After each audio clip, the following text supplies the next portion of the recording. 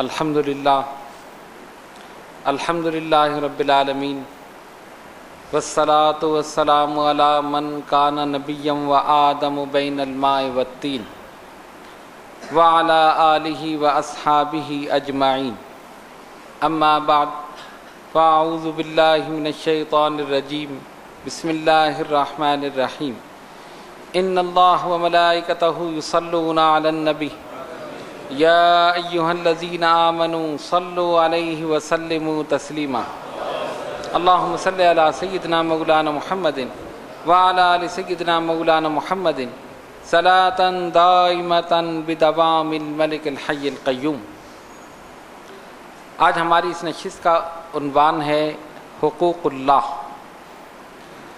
اللہ تبارک و تعالی نے دو قسم کے احکامات نازل فرمائے، ایک کا تعلق اللہ تبارک و تعالی کی ذات سے اور دوسرے کا تعلق بندوں سے ہے۔ ایک کو حقوق اللہ اور دوسرے کو حقوق العباد کہتے ہیں۔ حقوق اللہ سے مراد وہ احکام ہیں جو اللہ تبارک و تعالی کے بندوں پر، اور حقوق العباد سے مراد وہ احکام ہیں جو بندوں کے بندوں پر، یعنی ایک انسان کا دوسرے پر، ایک مسلمان کا دوسرے پر کیا حق ہے۔ اور حقوق اللہ کہ اللہ تبارک و تعالی کا حق بندوں پر کیا ہے۔ تو ہمیں سمجھنا چاہیے کہ اللہ تبارک و تعالی کا ہم پر کیا حق ہے۔ اس کی ذات میں کسی کو شریک نہ کیا جائے، اس کو اپنا خالق، مالک، رازق، بالفاظ دیگر یوں کہا جا سکتا ہے کہ مالک حقیقی، خالق حقیقی، رازق حقیقی مانا جائے، یہ اس کا بندوں پر حق ہے۔ اس کی عبادت کی جائے، اس کی بندگی کی جائے، اس کو اپنا مسجود، اپنا رب مانا جائے، یہ اللہ کا بندوں پر حق۔ پھر اس نے احکامات جو نازل فرمائے، کچھ احکام وہ ہیں جو ہم روزانہ کرتے ہیں، کچھ وہ ہیں جن کا تعلق سال سے ہے، سالانہ، وہ ہم روزانہ نہیں کرتے، اور کچھ وہ ہیں جو عمر میں ایک مرتبہ، ٹھیک ہے نا۔ اب سب سے پہلے وہ جو ہم روزانہ کرتے ہیں، اللہ کا وہ حق جو ہم پر دن میں 5 مرتبہ ہے، کیا ہے؟ نماز۔ یہ حق ہے، یہ لازم ہے، یہ ضروری ہے، یہ فرض ہے، اور یہ ہر مسلمان کو معلوم ہے۔ لیکن اس کے باوجود پھر غفلت برتتے ہیں۔ فجر پڑھی تو ظہر غائب، ظہر پڑھی تو عصر، عصر پڑھی تو مغرب، مغرب پڑھی تو عشاء، یہی کیفیت ہے نا۔ پہلی چیز وہ عمل جو ہم روزانہ کر رہے ہیں، بار بار کر رہے ہیں، دن میں 5 مرتبہ کر رہے ہیں، لازم ہے، ضروری ہے کہ اس پر مداومت رکھی جائے، ہمیشگی رکھی جائے، استقامت رکھی جائے، اس کو استقامت کے ساتھ ادا کیا جائے۔ یہ تو وہ عمل ہوگی جو روزانہ۔ اب وہ ہیں جو سال میں 1 مرتبہ، روزہ، سال میں 1 مہینے کے روزے فرض کر دیے، یہ بھی اللہ کا بندوں پر حق ہے، اس نے فرض کر دیا۔ لیکن آپ دیکھیں کہ دین اسلام سے آسان دین کوئی ہے ہی نہیں کہ جس پر اگر عمل کیا جائے تو ہر آدمی بہت آرام سے عمل کر سکتا۔ مثلا سال میں 1 مہینے کے روزے فرض کر دیے، ٹھیک ہے نا۔ رمضان المبارک کا مہینہ آیا، آپ نے روزے رکھنے شروع کر دیے، یہ فرض ہے۔ اس کے علاوہ چاہیں تو آپ رکھ سکتے۔ ایام بیس کے روزے ہیں، 13، 14، 15 کا روزہ ہر مہینے کا نبی پاک علیہ الصلوۃ والسلام رکھتے تھے۔ جمعرات، جمعے کا روزہ ہے، یہ سارے نفلی روزے ہیں، جیسے چاہیں آپ کر سکتے ہیں، اور اگر نہ رکھیں تو کوئی گناہ نہیں۔ لیکن جو آپ پر فرض ہے وہ اگر نہ رکھیں، اگر عذر ہے تو اس کی قضا ہے۔ ہماری کیفیت کیا ہے؟ ذرا سی بیماری ہوئی، روزہ چھوڑ دیا، کھانسی ہوئی تو روزہ چھوڑ دیا، نزلہ ہوا تو روزہ چھوڑ دیا، بخار ہوا تو روزہ چھوڑ دیا، اور اس کے بعد اگر آپ کسی سے کہیں تو کہیں نہیں یہ تو اجازت ہے، بیماری میں روزہ نہیں ہے، قرآن نے کہہ دیا وَإِن كُنتُم مَرِيضًا أَوْ عَلَىٰ سَفَرٍ فَعِدَّةٌ مِّنْ أَيَّامٍ أُخَرَ، اگر تم بیمار ہو یا سفر میں ہو روزہ چھوڑ دو. تو ہم نے چھوڑ دیا. ہم نے کہاں چھوڑ دیا؟ لیکن آگے بھی تو ہے فَعِدَّةٌ مِّنْ أَيَّامٍ أُخَرَ، اس کی قضا بھی تو کرو. قضا کرنے کا کوئی کانسیپٹ ہی نہیں، چھوڑ دیا تو چھوڑ دیا. تو ہم پر یہ لازم ہے، اول تو معمولی سی بیماری میں چھوڑنا ہی نہیں چاہیے، ٹھیک ہے نا، ذرا سی کھانسی نزلہ میں آپ نے چھوڑ دیا. اور اگر ایسی کیفیت ہے کہ واقعی آپ نہیں رکھ سکتے، طاقت ہی نہیں ہے، اجازت ہے، لیکن بعد میں قضا لازم ہے، اس کی قضا لازم ہے. اور آپ جب ہی کریں گے جب خشیت الہی دل میں راسخ ہوگی کہ مجھے اس کا جواب دہ ہونا ہے، کہ میں نے جو یہ چھوڑا، یہ جو اجازت ملی ہے یہ رخصت ہے، یہ اسی لیے ملی ہے. لا یکلف اللہ نفسا الا وسعها، ہم کسی نفس کو اتنی تکلیف نہیں دیتے جتنے وہ استطاعت ہی نہ رکھتا ہو. تو آپ نے دیکھا دین میں کتنی آسانی، سال میں 1 مہینے کے روزے وہ بھی اگر نہ رکھ سکیں تو ہم سے زیادہ بد نصیب اور کون ہو. سال میں 1 مہینے کے روزے، اور یہ بھی کرم ہے نبی پاک علیہ الصلوۃ والسلام کا، اور صدقہ ہے نبی پاک علیہ الصلوۃ والسلام کا کہ یہ سارے احکامات ہمیں سرکار کی بارگاہ سے ملے، اور اتنے آسان ملے کہ اگر عمل کرنا چاہے ہر انسان آرام سے عمل کر سکتا. تو اس لیے لازم ہے کہ سال کے 1 مہینے کے روزے رمضان کے جو فرض کیے گئے ہیں لازم ہے، ضروری ہے کہ آپ رکھیں. اور آپ تو اہل طریقت ہیں، آپ کو تو اور زیادہ رکھنے چاہیے، ٹھیک ہے نا. دیکھیں ہر چیز کی زکوٰۃ ہے، روزہ جسم کی زکوٰۃ. جو لوگ پابندی سے روزہ رکھتے ہیں میں یقین کے ساتھ کہتا ہوں انشاءاللہ وہ کسی مہلک بیماری میں کبھی مبتلا نہیں ہو سکتا. جسم کی زکوٰۃ نکل رہی ہے، آپ اپنے جسم کی زکوٰۃ نکال رہے ہیں، اور جب زکوٰۃ نکلتی ہے تو وہ چیز پاک ہو جاتی.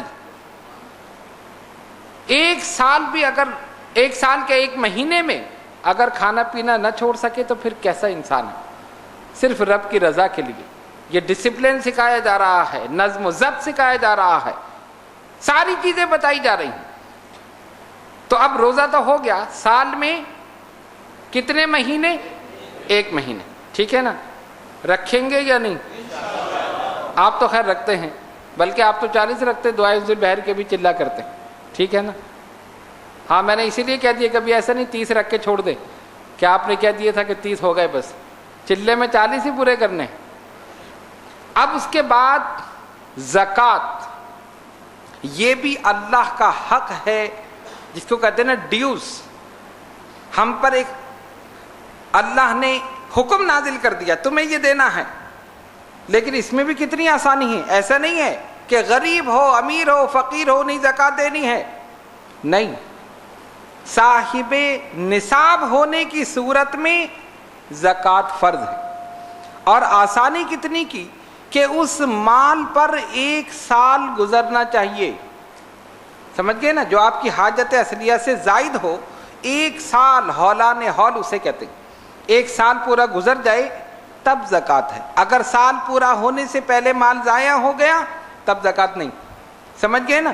اب لوگ کیا کرتے ہیں، ذہن میں کیا ہے، یعنی کہ ایک آج کل کی تھنکنگ جو لوگوں کی، وہ میں بتا رہا ہوں. لوگوں کا کیا وہ قرض اتاریں گے جو اللہ کا ہی قرض نہیں دیتے؟ لوگوں کے کیا ڈیوز پورے کریں گے جو اللہ کے ڈیوز ہیں وہ تم پورے نہیں کرتے؟ لوگوں کے نہیں دیتے نا، یہ لے لیا مال کھا لیا، بس امانت کو اپنی ذاتی ملکیت سمجھ لیا.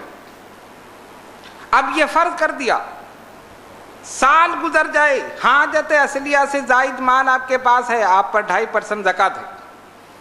اب ذہن میں کیا ہے، نہیں اگر ہم نے دے دیا اتنا مال کم ہو گیا. یہ غلط تھنکنگ ہے، غلط سوچ ہے. ہم نے مال میں سے دے دیا تو کم ہو گیا، نہیں. یاد رکھیے زکوٰۃ مال کا میل ہے، مال کا میل ہے. جب میل نکل جائے گا آپ کا مال پاک ہو جائے. کپڑا دھوتے ہیں نا، کپڑے دھونے سے میل نکلتا ہے تو کیا ہوتا ہے؟ کپڑا پاک ہو جاتا ہے، صاف ہو جاتا ہے. تو کمائی میں انسان جو بھی چیز کر رہا ہے محنت کر کے، مثلا کسی کی دکان ہے وہ کام کر رہا ہے، کوئی بزنس مین ہے چل پھر کے کام کر رہا ہے، کوئی نوکری کر رہا ہے، کوئی کام کر رہا ہے، کوئی زراعت کے پیشے سے وابستہ ہے، کوئی صنعت سے وابستہ ہے، کوئی کسی اور چیز سے وابستہ ہے، مختلف شعبے ہیں نا کمانے کے۔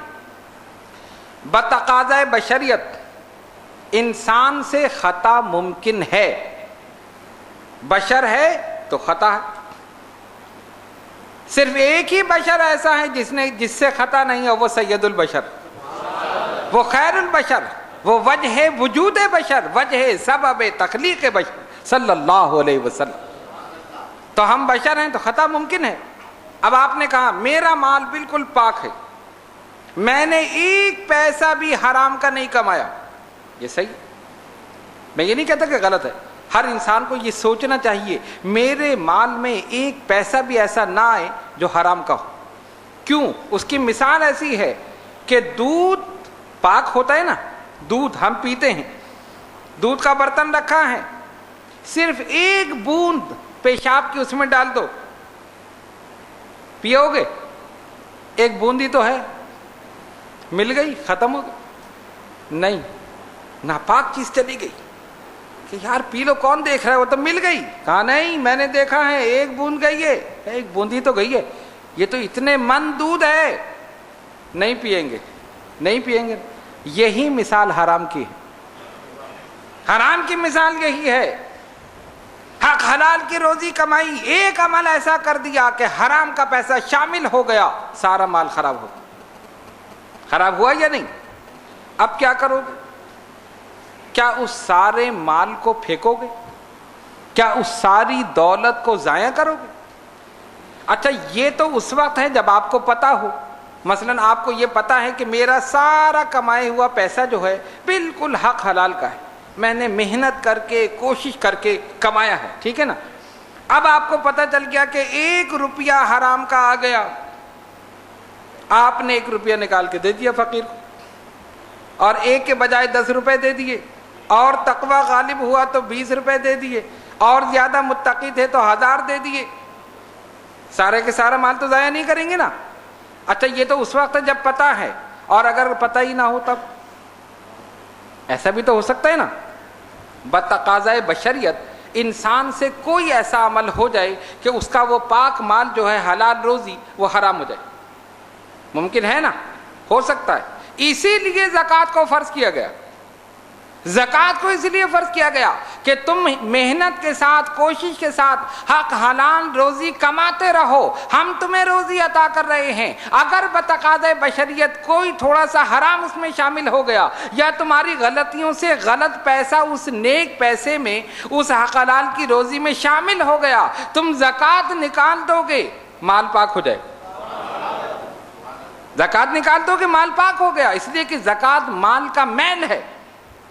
یہ اس وقت ہے کہ آپ کو پتہ نہیں، غلطی سے کوئی جھوٹ بول کے پیسہ لے لیا اور کسی بات سے پیسہ آ گیا، آپ نے زکوٰۃ نکال دی، مال پاک ہو گیا۔ اس لیے زکوٰۃ ہے، اور اس لیے بھی ہے، حکمتیں تو بہت ساری ہیں، اس لیے بھی ہے کہ جو غریب، نادار، مسکین مسلمان ہیں، ان کو کہاں سے رزق ملے، ان کو کہاں سے پیسہ ملے؟ تو جن کو ہم نے رزق عطا کیا ہے، جن کو ہم نے تونگر بنایا ہے، جن کو ہم نے امیر بنایا ہے، مال و دولت دیا ہے، وہ 2.5% زکوٰۃ نکالیں، اپنے مسلمان غریب بھائیوں کو دے دیں، یہ بھی خوش ہو جائیں گے، وہ بھی خوش ہو جائیں گے۔ کتنا فائدہ ہے زکوٰۃ کا؟ اور ایک اور فائدہ بتاؤں، جو لوگ زکوٰۃ دیتے ہیں پابندی کے ساتھ، ان کا مال کبھی ضائع نہیں ہوتا، کبھی چوری نہیں ہوتا، کبھی چھینا نہیں جاتا، سمجھ گئے؟ لیکن کچھ لوگ یہ سوچ رہے ہیں کہ ہم تو دیتے ہیں پھر بھی مال چھن گیا، ایسا بھی ہے نا، آپ نے تو کہہ دیا لیکن ہم تو دے رہے تھے پھر بھی ہو گئے، ممکن ہے نا، دے اور پھر کہیں گے تو بات غلط ہو گئی، ہم نے تو زکوٰۃ دی تھی پھر مال کیوں چھن گیا؟ دیکھیے بعض اوقات اللہ تبارک و تعالیٰ کی طرف سے امتحان، اللہ تبارک و تعالیٰ کی طرف سے امتحان ہوتا ہے، اس وجہ سے بھی ایسا ہوتا ہے۔ بعض اوقات اپنی کوئی غلطی سامنے آتی ہے، اس وجہ سے بھی ایسا ہوتا ہے۔ لیکن ایک جنرلی بات یہ کر رہا ہوں کہ جو لوگ پابندی کے ساتھ زکوٰۃ ادا کرتے ہیں سوچ سمجھ کر کہ ہاں واقعی اللہ کا ڈر ہمارے دل میں ہے، اگر نہیں ادا کریں گے قیامت کے دن جواب دہ ہیں، پابندی کے ساتھ جو ادا کرتے ہیں، جنرل بات کر رہا ہوں، ان کا مال بھی محفوظ رہتا ہے، جان بھی محفوظ رہتا ہے، اور زکوٰۃ نکالنے کی وجہ سے مال پاک بھی ہو جاتا ہے، مال پاک ہو جاتا ہے۔ اور پھر ایک یہ سوچ کہ اگر ہم نے دے دیا تو ہمارے پاس سے چلا گیا، یہ بالکل غلط سوچ ہے، بیڈ تھنکنگ ہے۔ اب آپ اس کی مثال یہ سمجھے، مثلا یہ پین میرے پاس ہے، میں نے آپ کو دے دیا، اب میرے پاس تو نہیں رہا نا، آپ کے پاس چلا گیا۔ یہی سوچتے کہ پیسہ ہم نے نکالا کسی فقیر کو دے دیا، کسی یتیم خانے میں دے دیا، کسی مدرسے میں دے دیا، ہمارے پاس سے تو کمی ہو، ہمارے پاس سے اتنے 1000 روپے نکل گئے، ہمارے پاس سے اتنے لاکھ روپے نکل گئے۔ ایسا نہیں ہے، حقیقت کیا ہے؟ آئیے نبی پاک علیہ الصلوۃ والسلام کی بارگاہ میں چلیں۔ سرکار دو عالم علیہ الصلوۃ والسلام تشریف فرما ہیں، کاشان نبوت میں بکری کا گوشت آ گیا، بکری کا گوشت۔ سرکار نے دیکھا، فرمایا عائشہ اسے تقسیم کر دو۔ لوگ آتے رہے، ام المومنین سید عائشہ صدیقہ رضی اللہ تعالیٰ عنہ تقسیم کرتے، ایک آیا اس کو دے دیا، دوسرا آیا اس کو دے دیا، تیسرا آیا اس کو دے دیا، لوگ آتے رہے دیتے رہے۔ حضور علیہ الصلوۃ والسلام کاشان نبوت سے باہر تشریف لے گئے، حکم دے کر کہ اسے تقسیم کر دو، سرکار باہر تشریف لے گئے، ام المومنین تقسیم کر رہی، لوگ آنا بند ہو گئے، مطلب جن جن کو چاہیے تو لے لیا۔ نبی پاک علیہ الصلوۃ والسلام دوبارہ تشریف لائے۔ اب سوال کیا عائشہ، کیا سارا گوشت تقسیم کر دیا یا کچھ باقی ہے؟ غور سے سننا اس بات کو، کیا سارا گوشت تقسیم کر دیا یا کچھ باقی ہے؟ اب باقی کیا تھا؟ بکری کا جو دست ہوتا ہے نا، اگلا حصہ، اس کو دست کہتے ہیں، وہ باقی رہ گیا تھا، اور جتنا بھی تھا وہ سب تقسیم کر دیا۔ ظاہر ہے جب لینے والے نہیں آئے، اگر آ جاتے تو وہ بھی آپ دے دیتے۔ ام المومنین نے کیا فرمایا؟ یا رسول اللہ صلی اللہ علیہ وسلم فدا کا امی و ابی، سرکار میرے ماں باپ قربان، یہ باقی ہے اور جو تھا وہ سب تقسیم کر دیا،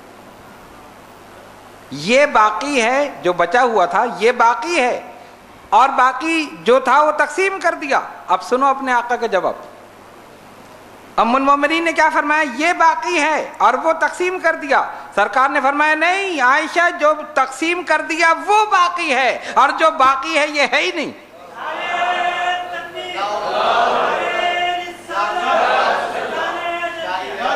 سمجھ آئی بات؟ جو تم نے تقسیم کر دیا وہ باقی ہے، اور جو باقی ہے یہ ہے ہی نہیں۔ کیا مطلب؟ جو تم نے اللہ کی راہ میں دے دیا وہ قیامت کے لیے، قیامت تک باقی ہو گیا، وہاں تمہارے لیے جمع ہو گیا، اور جو بچ گیا یہ کچھ نہیں ہے۔ یہ ہے حقیقت اللہ کی راہ میں دینے کی۔ ہم سمجھتے ہم نے بچا لیا، ہم نے یہ چیز بچا لی، اپنے لیے رکھ لیا، ہم نے یہ مال بچا لیا، ہم نے یہ روپیہ بچا لیا، ہم نے یہ کھانا بچا لیا۔ یہاں مسئلہ ہی الگ ہے، جو دے دیا وہ باقی ہے، جو باقی ہے یہ ہے ہی نہیں۔ اچھا جو باقی ہوگا اس کا کیا کرو گے؟ کھاؤ گے نا، کھا لیا پی لیا، ختم ہو گیا، ختم ہو گیا۔ اور جو اللہ کی راہ میں دے دیا قیامت میں تمہارے لیے محفوظ ہے۔ یہ نہیں سوچتے ایک ایک پیسہ نکلتے ہوئے جان نکل رہی، پیسہ نکلتے ہوئے جان نکل رہی ہے، مسجد میں کیسے دوں، مدرسے میں کیسے دوں، میں اس بیوہ یتیم کی کیسے مدد کروں، میرے پاس سے مال ختم ہو جائے گا، میں نے 1000 روپے دے دیے، 1000 روپے ختم ہو گئے، میں نے 10,000 دے دیے، میرے پاس سے چلے گئے۔ بے وقوف یہ نہیں سوچ رہا اگر 10,000 دے دیے، ارے یہ 10,000 تو تیرے لیے وہاں محفوظ ہو گئے، جب اس کے بدلے خدا واپس لوٹائے گا 70 گنا کر کے پھر واپس لوٹائے گا۔ وہ کہتے واللہ یضاعف لمن یشاء، اگر اللہ چاہے تو اور اس میں اضافہ کر دے۔ اچھا اس کی شان دیکھو کیسی ہے، مال اسی کا ہے، مال ہمارا آپ کا تو نہیں نا، حقیقی مالک کون ہے؟ اللہ تبارک و تعالی، سارا مال اسی کا ہے، اس نے ہمیں دیا، اس نے ہمیں دیا اور کہا میری راہ میں خرچ کرو، اپنا مال ہمیں دیا، میری راہ میں خرچ کرو، ہم نے خرچ کیا، 70 گنا کر کے پھر لوٹا دی، 70 گنا کر، اپنا ہی مال ہمیں ہی دے کر، ہم سے ہی واپس لے کر پھر 70 گنا کر کے لوٹا رہا ہے۔ یہ خالق کائنات کی شان۔ اور ہماری کیفیت کیا ہے؟ اگر ہم کسی کو دیں اور وہ ہمیں نہ دے تو کتنا غصہ آئے گا، ہم نے دیا ہمیں نہیں دے رہا، ارے یہ ہمارا مال ہے. ہماری یہ کیفیت ہے. اور خالق کائنات کی شان دیکھو، مال اسی کا ہے. ارے مال کیا، جان بھی اسی کی، سب کچھ اسی کا ہے. ہمیں دے دیا، میری راہ میں خرچ کرو، اور خرچ کرو گے میں 70 گنا کر کے پھر واپس لوٹا دوں. اور 70 پہ اکتفا نہیں ہے، واللہ یضاعف لمن یشاء، اللہ چاہے اور اس میں اضافہ کر دے. تو اگر انسان یہ سوچ لے کہ جو پیسہ میں اللہ کی راہ میں خرچ کر رہا ہوں میرے لیے وہاں محفوظ ہو رہا، تو کبھی بھی وہ کوئی غلط کام نہیں کرے، اور کبھی بھی پیسہ خرچ کرتے ہوئے بخل کا مظاہرہ نہ کرے. ایک ایک پیسے پر جان نکل رہی، ہم نے دے دیا تو ختم ہو گئے. اب اس حدیث شریف کو یاد رکھنا کہ جو اللہ کی راہ میں دے دیا وہ محفوظ ہو گیا، اور جو بچا کر رکھ لیا یہ کچھ نہیں ہے، کھا لیا پی لیا ختم ہو گیا، اس کا کوئی ثواب نہیں ہے. جو آپ کھائیں گے اس کا ثواب نہیں ہے، جو کھلاؤ گے اس کا ثواب ہے. کھلانے کا ثواب ہے، خود کھانے کا ثواب نہیں ہے. یہاں تو خود کھانے میں لگے ہوئے، کھلا نہیں رہے.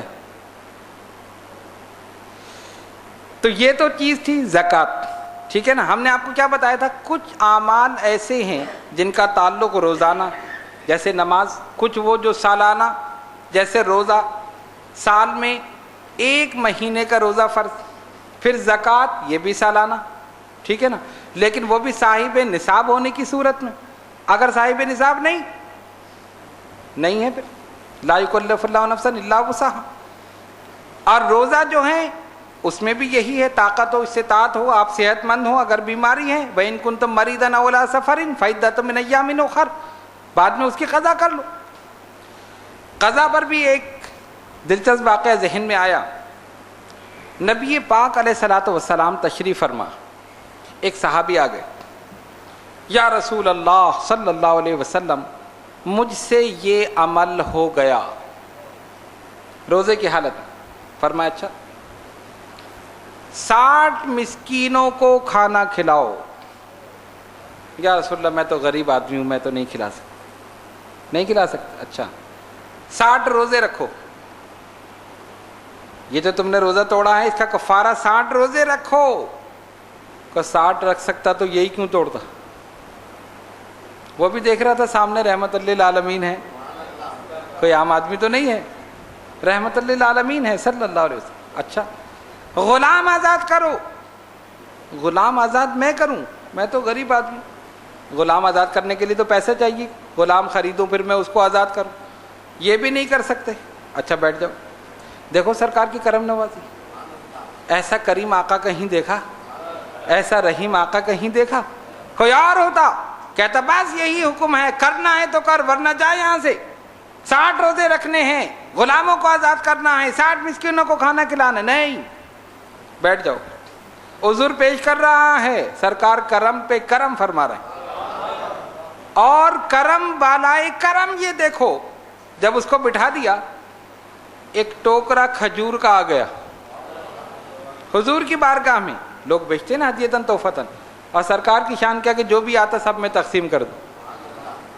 وہ تو ہے قاسم میں نعمت، ساری نعمتوں کو تقسیم کرنے والا. فرمایا انما انا قاسم واللہ یؤتی، اللہ عطا کرنے والا اور میں عطا کو تقسیم کرنے والا.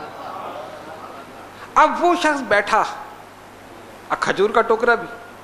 اب دیکھو حضور کی شان. فرمایا اچھا یہ اٹھا لے، اٹھاؤ کھجور کا ٹوکرا اٹھاؤ، اور مدینے میں جو سب سے زیادہ غریب ہو اسے دے دو، تمہارا کفارہ ادا ہو جائے گا. اتنا کرم کوئی کر سکتا ہے؟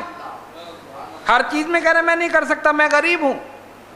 اپنے پاس سے دے رہے ہیں، یہ جا کر دے دو تمہارا کفارہ ادا ہو جائے گا. وہ بھی آگے دیکھ رہا تھا کہ آج تو دریائے کرم جوش میں ہے. کہا حضور مجھ سے زیادہ کوئی غریب ہی نہیں، مجھ سے زیادہ کوئی غریب ہی نہیں. فرمایا جا تو خود کھا لے تب بھی ادا ہو جائے گا. یہ شان ہے نبی پاک علیہ الصلوۃ والسلام. ہوگا کہیں ایسا کریم آقا؟ کرم پر کرم بالائے کرم، اپنے پاس سے عطا کر دیا. اور یہ بھی نہیں کہا کہ خود کیوں کھائے گا، نہیں، جا کے دوسرے کو دے. مجھ سے زیادہ کوئی غریب نہیں، جا اپنا صدقہ خود کھا لے، کفارہ پھر بھی ادا ہو جائے. یہ نبی پاک علیہ الصلوۃ والسلام کی شان. یہ حضور کا اختیار ہے، کسی مولوی میں، کسی مفتی میں، کسی محدث میں اختیار نہیں کہ یہ حکم دے دے کہ جا خود کھا لے. یہ صرف نبی پاک علیہ الصلوۃ والسلام کی شان ہے اور حضور کا اختیار ہے.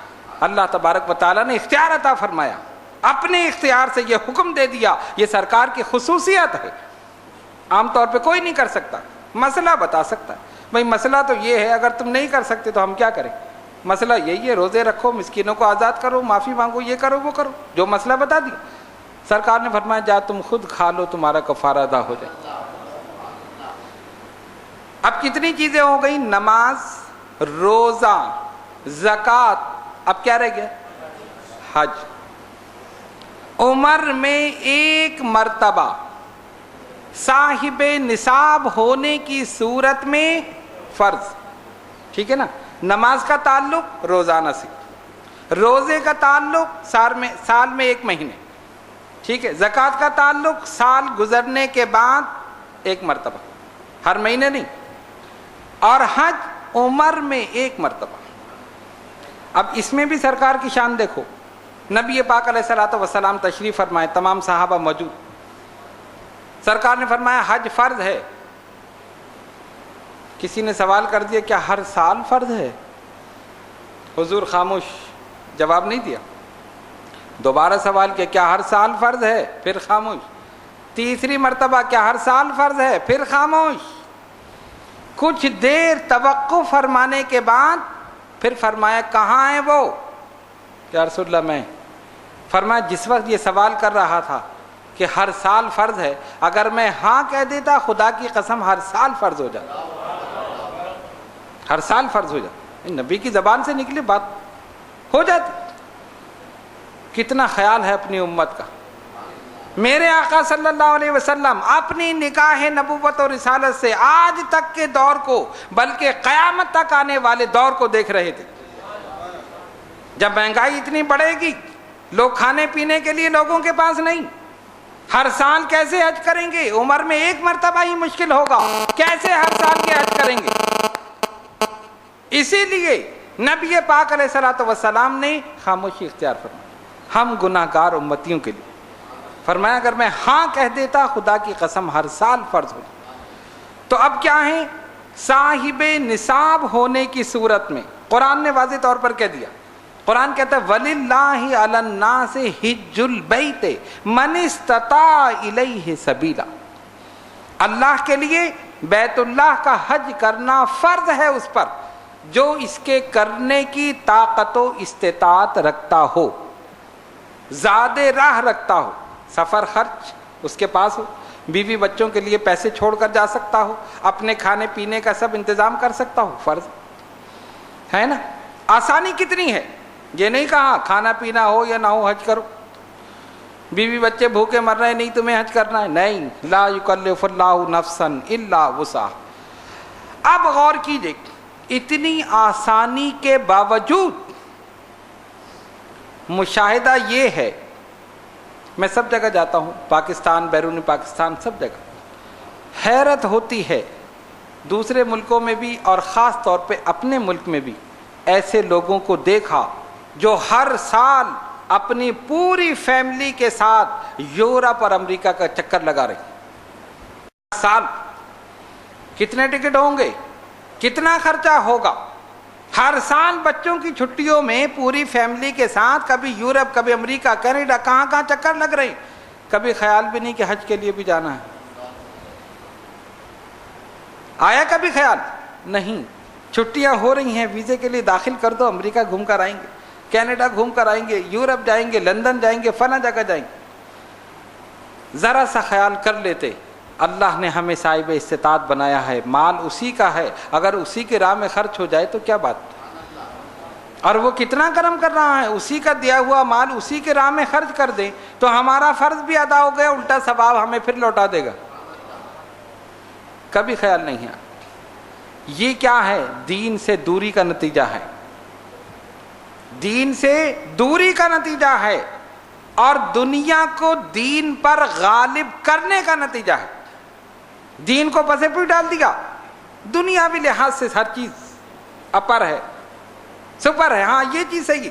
امریکہ گھوم کر آئے, بڑی خوش قسمتی ہے, ہم امریکہ گھوم کر آئے. ہم نے کہا بہت ثواب ملا آپ کو امریکہ جانے سے, ہر قدم پہ نیکیاں ملی ہوں گی واشنگٹن جانے سے. ایک چکر اگر بیت اللہ کا لگا لیتے, حرمین شریفین کی زیارت کر لیتے, فرض ادا ہو جاتا, کتنی نیکیاں مل جاتی. بیت اللہ کے ہر پلک جھپکتے میں 10 نیکی. کتنا کرم ہے اللہ تبارک و تعالی. طواف کرنے میں نیکی, خالی بیٹھ کر دیکھتے رہو نیکی. وہ تو کہتا ہے ہم مائل بکرم ہیں, کوئی سائل ہی نہیں, راہ دکھلائیں کسے, راہ رو منزل ہی نہیں. تو یہ کتنی کم نصیبی کی بات ہے کہ انسان کے ذہن میں یہ خیال بھی نہ آئے کہ میں حج کروں. صاحب استطاعت ہونے کی صورت میں حج فرض ہے. سب کو چاہیے کہ اگر جو بھی صاحب استطاعت ہے فوراً پروگرام بنائے اور اس فریضے سے اپنے آپ کو سبکدوش کر لے. زندگی کا کوئی بھروسہ نہیں. اگر صاحب استطاعت نہیں ہے تو بات الگ ہے, پھر گنہگار نہیں ہے. لیکن اگر اللہ تبارک و تعالیٰ نے اتنا مال اسے دیا ہے کہ وہ جا سکتا ہے, سفر خرچ برداشت کر سکتا ہے, اہل و عیال کے لیے کھانے پینے کی چیز ہر چیز چھوڑ کر جا سکتا ہے, تو اس پر لازم ہے کہ پہلی فرصت میں حج کرے. اور نہیں کرے گا تو قیامت کے دن جواب دہ ہے. ہماری کیا کیفیت ہو گئی کہ ہم نے کبھی سوچا ہی نہیں اس طرف کہ ہمیں قیامت کے دن جواب دہ ہونا ہے. یورپ اور امریکہ کے چکر لگا رہے ہیں, کبھی خیال بھی نہیں آیا کہ ہم پر یہ فرض ہے تو یہ فرض بھی ہم ادا کر لیں. اور میں نے ان سے کہا اب آپ کو چاہیے کہ آپ حج کر لیں, اس لیے کہ آپ صاحب استطاعت. جو حضور آپ دعا کریں گے تو ہم کر لیں, کہ اس میں دعا کی ضرورت نہیں ہے. اس میں دعا کی ضرورت نہیں ہے, آپ کی نیت کی ضرورت ہے, آپ کے ارادے کی ضرورت ہے. ارے سب کچھ موجود ہے, میں کیا ہے دعا کروں؟ سب کچھ موجود ہے, میں دعا کروں اللہ اس کے دل میں ڈالے تو پھر یہ جا کر حج کرے. تم بھی تو کوشش کرو, تم ادھر سے نیت کرو, وہاں سے بلاوا فوراً آ جائے گا. تڑپ تو ہونی چاہیے. ہاں بلاوا آئے گا تو چلے جائیں گے. ماں اس وقت تک بچے کو دودھ نہیں پلاتی جب تک وہ روتا نہیں. کبھی دیکھا بچہ خاموش لیٹا اس کو اٹھا کے دودھ پلا دیا؟ نہیں. رو رہا ہے, اچھا بھوکا ہے, لاؤ اس کو دودھ پلاتے. یہاں اپنی آنکھوں سے 2 آنسو نکال لو, بلاوا خود بخود. ارادہ کر لو, بلاوا خود بخود ہے. اس لیے یہ سوچنے کی بات ہے, ادھر ادھر پیسہ ضائع کرنے کے بجائے اگر آپ پر جو فرض ہے آپ سوچیں, غور کریں اور اس فرض کو ادا کرنے کی کوشش کریں. دنیاوی کام تو ہوتے رہیں گے, ادھر جانا ہے, ادھر جانا ہے, فلاں جگہ جانا ہے, یہ کرنا ہے, وہ کرنا ہے. سب سے پہلے سوچنی چاہیے حقوق اللہ جو ہم پر ہیں ہم وہ ادا کریں. نماز ہے اس کو 5 وقت ادا کریں. روزہ ہے, رمضان المبارک کے پورے مہینے روزے رکھیں, نیت کر لیں. زکوٰۃ ہے, اگر صاحب نصاب ہیں تو ہر سال پابندی کے ساتھ زکوٰۃ دیتے رہیے. مال پاک بھی ہو جائے گا, محفوظ بھی ہو جائے گا, اور اللہ کی طرف سے اجر و ثواب بھی. اور اسی طرح حج, کہ اگر انسان اپنے دل کے اندر یہ سوچ لے کہ مجھے یہ کام کرنا ہے, خالق کائنات کی طرف سے مدد شامل حال ہوتی. ہم نے کیا کیا کہ دنیا کو دین پر غالب کر دیا, حالانکہ دین کو دنیا پر غالب ہونا چاہیے. کیا مطلب؟ دین کی خاطر دنیاوی کام ترک کر دو. ہم دنیا کے خاطر دینی کام چھوڑ دیتے. اور اگر دین کو غالب کر لیں اور دنیا کو پسے پوچھ ڈال دیں, دنیا خود بخود قدموں میں آ جائے گی. دیکھا نا بزرگان دین کی ہسٹری. مخدوم سمنانی نے سلطنت کو لات مار دی, آج بھی نام زندہ ہے, قیامت تک زندہ رہے. دنیا کو چھوڑ دیا, دنیا قدموں میں آ گئی. جو دنیا کے پیچھے بھاگتا ہے یہ اور آگے بھاگتی ہے, اور آگے بھاگتی ہے. وہ کہتے میرے پیچھے آ رہا ہے, میں اور آگے بھگاؤں گی اس کو اپنے پیچھے. اور جو دنیا کو چھوڑ کر دین کی طرف جاتا ہے, دنیا اس کے قدموں میں آ جاتی. عزت دین پر عمل کرنے میں ہے, وقار دین پر عمل کرنے میں ہے, عظمت بزرگان دین کے نقش قدم پر چلنے میں ہے. اور اس کو ترک کر کے اگر کوئی عزت حاصل کرنا چاہے گا, دنیا میں ذلیل و خوار ہو جائے گا. نہ دنیا ملے گی اور نہ دین ملے گا. ان بزرگان دین اولیاء کاملین نے بتا دیا کہ دیکھو، یہ نہیں کہا کہ اس کو ترک کر دو، یہ نہیں کہا کہ اسے چھوڑ دو، دنیا میں رہو، اس کی رنگینیوں کو دیکھو، اس میں کیا کیا ہو رہا ہے سب دیکھو، عبرت حاصل کرو۔ میرے والد گرامی اشرف المشائخ حضرت ابو محمد شاہ سید احمد اشرف الشفیع الجیلانی نور اللہ مرقدہ کا ایک بہترین ارشاد گرامی ابھی میرے ذہن میں آ گیا، انہوں نے ہی ڈال دیا، اس سے پہلے میں نہیں تیاری کر کے بیٹھا۔ فرمایا تم دنیا میں رہو، دنیا تم میں نہ رہے۔ دو جملے ہیں، تم دنیا میں رہو، دنیا تم میں نہ رہے، اور دنیا کو جیب میں رکھو، دل میں نہ رکھو۔ سمجھ گئے بات؟ دل سے نکالنا مشکل ہوتا ہے، جیب سے نکال کے پھینک دیتے۔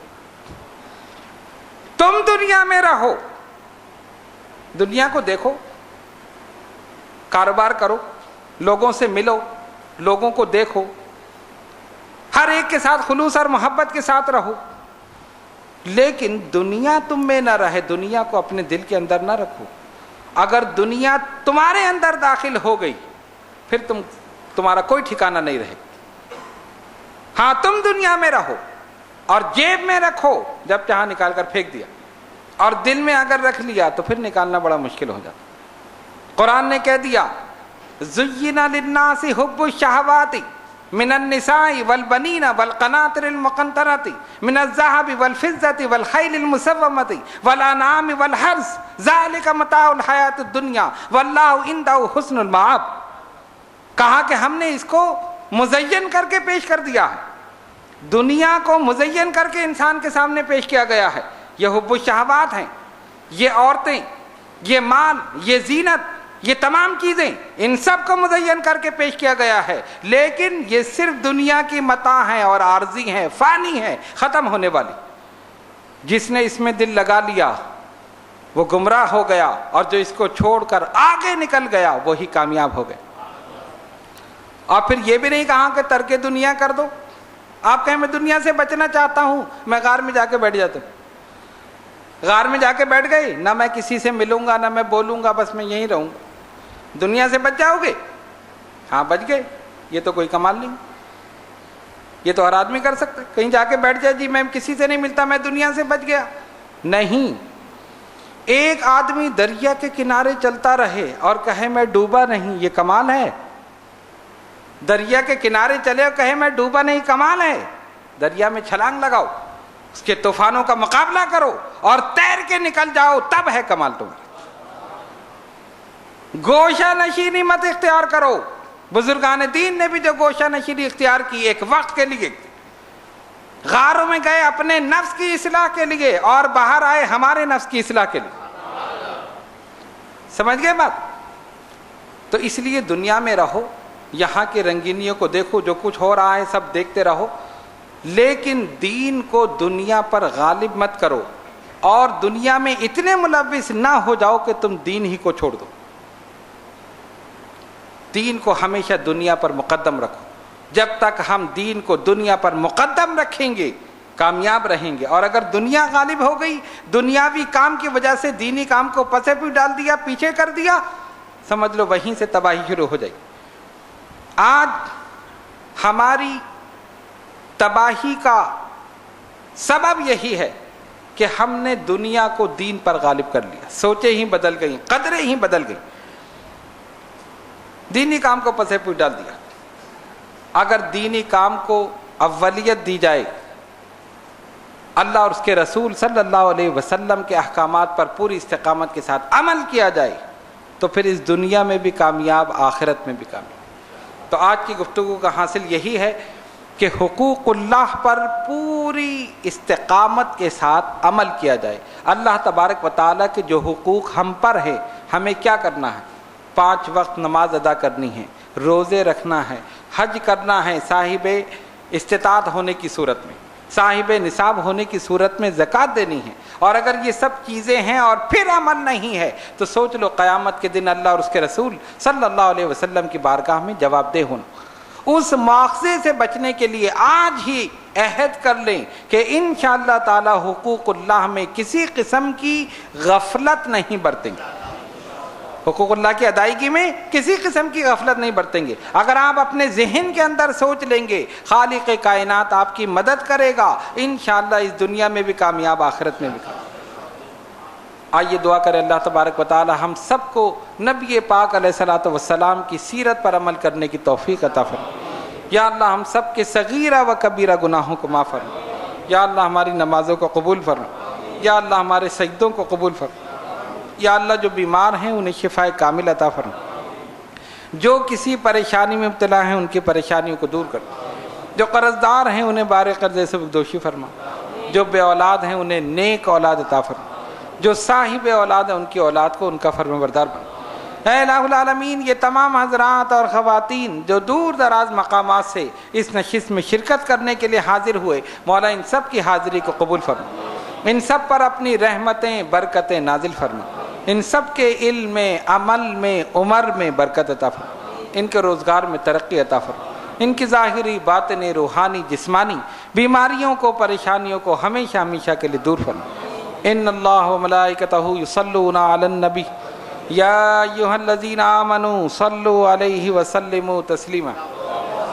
اللہم صلی علی سیدنا مولانا محمد وعلی آل سیدنا مولانا محمد صلاة دائمة بدوام الملک الحی القیوم۔